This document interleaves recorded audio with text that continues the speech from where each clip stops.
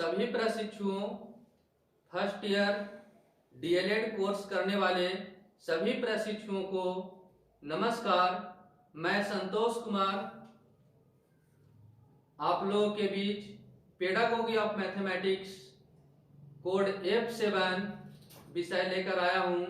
इसमें आप लोगों को हम पढ़ा चुके हैं ऑफलाइन माध्यम से, जिसमें आप लोग पढ़ चुके हैं गणित का अर्थ क्या है, गणित की परिभाषा।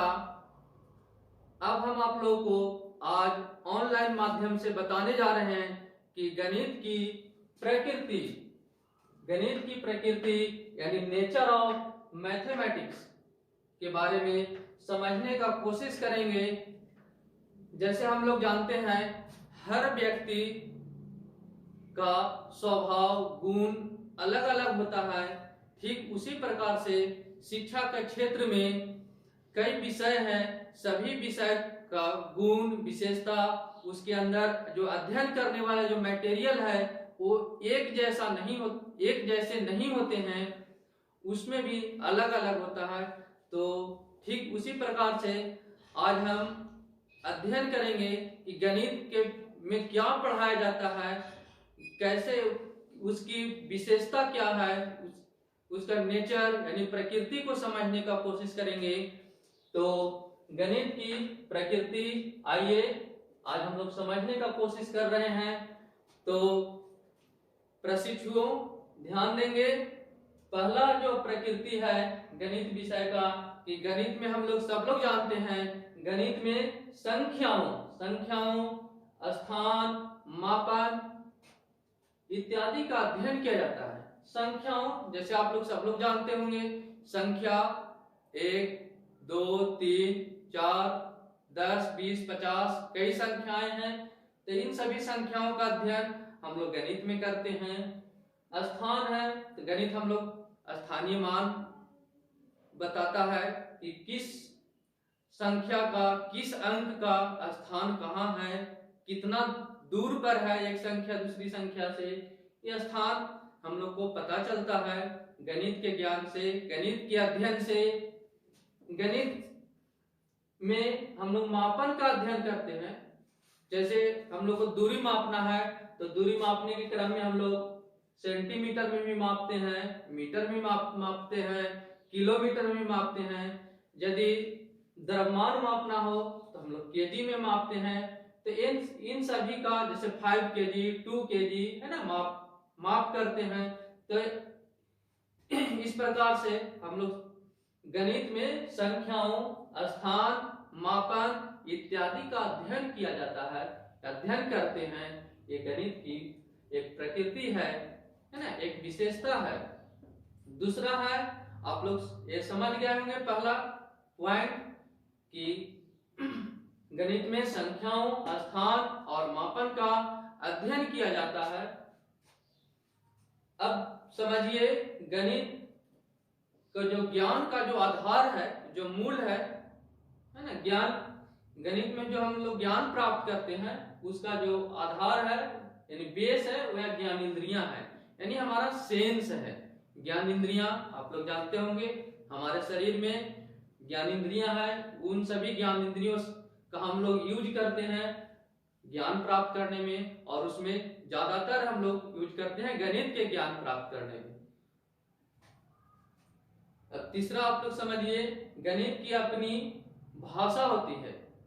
गणित की भी एक अपनी, हर विषय की अपनी अपनी भाषा है, लेकिन गणित की भी एक अपनी भाषा होती है।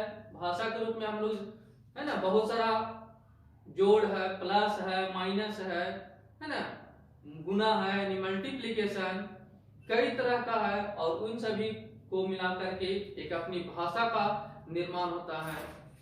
तो गणित का एक अपनी भाषा है जिससे हम लोग गणित को समझ सकते हैं।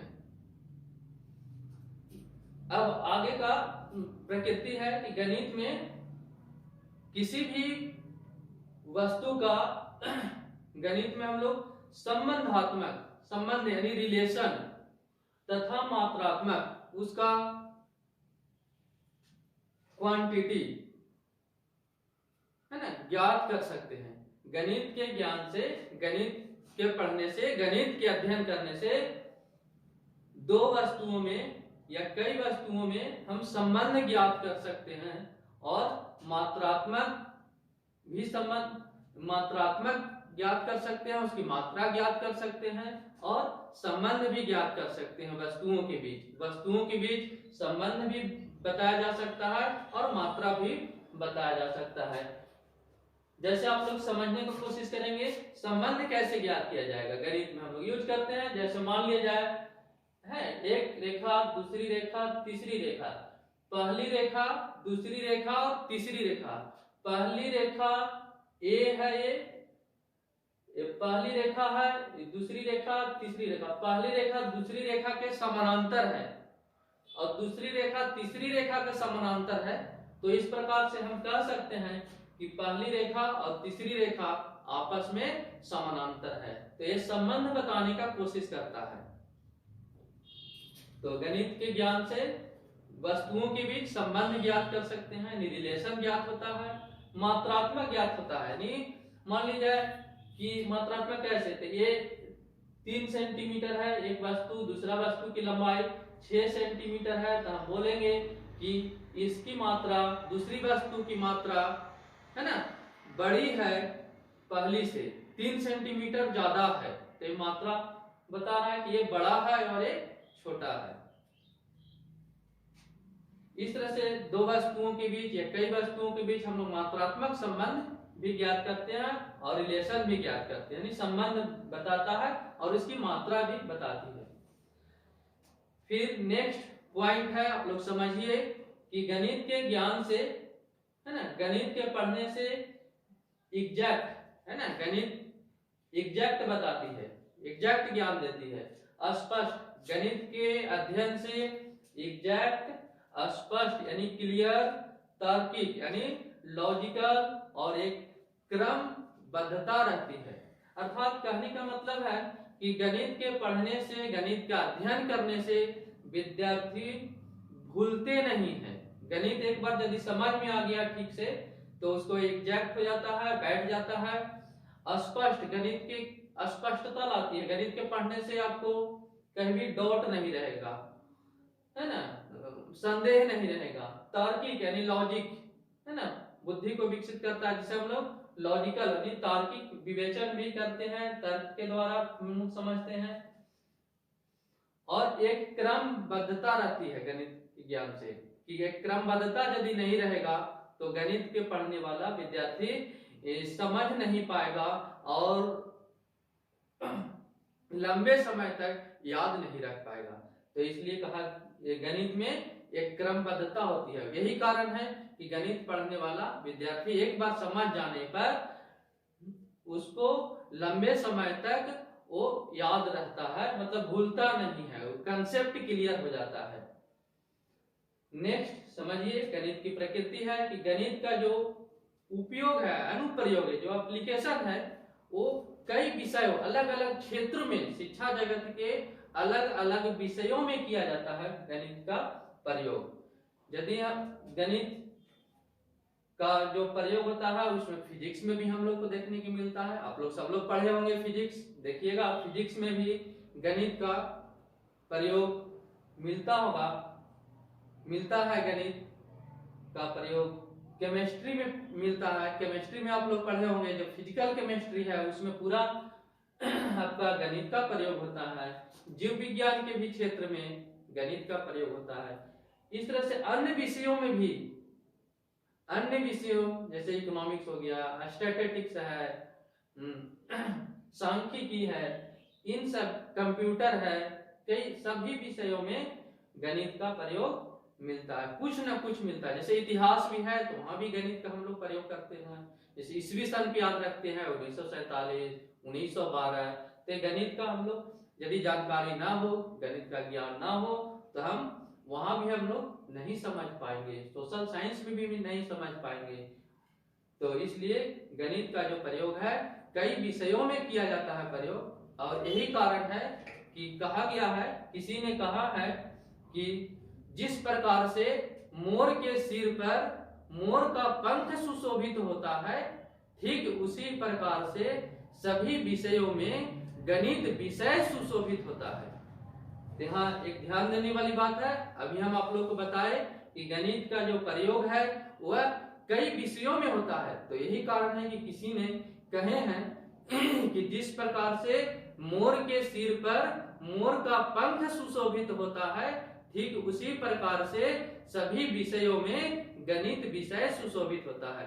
यानी कहने का मतलब है कि गणित विषय का जो अनुप्रयोग है वह शिक्षा जगत के अलग अलग विषयों में भी उसका प्रयोग किया जाता है और उसके बिना हम आगे नहीं समझ पाते हैं।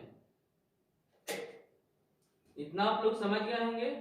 फिर अगला पॉइंट हम आप लोग को बताने जा रहे हैं कि गणित का जो ज्ञान है, गणित जो हम लोग पढ़ते हैं वह जो पूरी समस्त जगत यानी पूरा संसार में समान रूप से सत्यापन किया जाता है, किसी भी स्थान पर सत्यापन किया जा सकता है। मतलब सभी जगह पर एक ही नियम होता है गणित का जो नियम है यानी सत्यापन है वो अलग नहीं होता है। यानी स्थान बदल देने पर गणित का जो ज्ञान है वो बदलता नहीं है, सभी जगह पर समान रूप से लागू होता है और किसी भी समय पर कहीं पर भी इसका हम लोग सत्यापन करेंगे तो एक ही रिजल्ट मिलेगा, अलग अलग नहीं मिलता है। तो इस टॉपिक को आप लोग समझ गए होंगे यहाँ तक, यानी पॉइंट 7 तक अभी हम बता चुके हैं कि गणित का जो प्रकृति है 7 पॉइंट बताए हैं, कुछ पॉइंट और भी है जो हम आप लोग को बताने जा रहे हैं। गणित की जो प्रकृति है उसमें गणित में जो हम लोग अध्ययन करते हैं वो अमूर्त से मूर्त की ओर हम लोग को सिखाना है, विद्यार्थियों को अमूर्त ज्ञान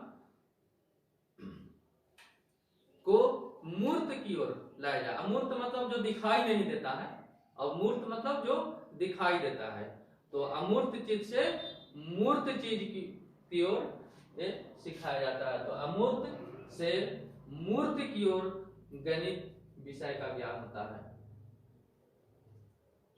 गणित के पढ़ने से नेक्स्ट है गणित पढ़ने वाला विद्यार्थी यानी गणित जानने वाला विद्यार्थी को किसी भी प्रकार का यदि गणित एक बार समझ जाता है तो किसी प्रकार का उसको डाउट यानी संदेह भ्रम नहीं रहता है, मतलब उसको क्लियर रहता है।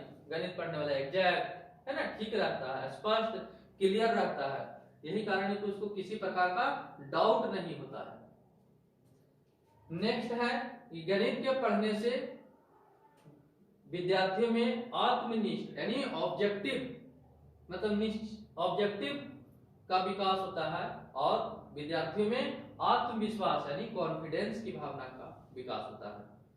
आत्मविश्वास, आत्मनिष्ठ यानी ऑब्जेक्टिव और आत्मविश्वास का विकास होता है विद्यार्थियों में गणित के ज्ञान से।